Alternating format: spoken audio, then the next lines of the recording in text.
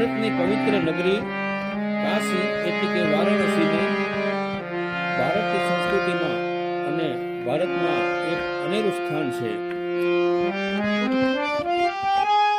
અહીં જેનો અગ્નિદાહ થાય છે કે જેની ચિતા સળગાવવામાં આવે છે એ સીધા મોક્ષને દ્વાર જાય છે એવી એક લોકમાન્યતા છે. અને અહીં આ 24 કલાક સ્મશાન સળગતું રહે છે. તો બના રહો આ વિડીયામાં. અમે તમને આ ઘાટ વિશે આજે ઘણી બધી માહિતી આપવામાં આવી રહ્યા છીએ. આ વિડીયોના માધ્યમથી તમે મણિકર્ણિકા ઘાટમાં જે સ્મશાન આવેલું છે તે વિશે થોડીક વધારે માહિતી આપીશું.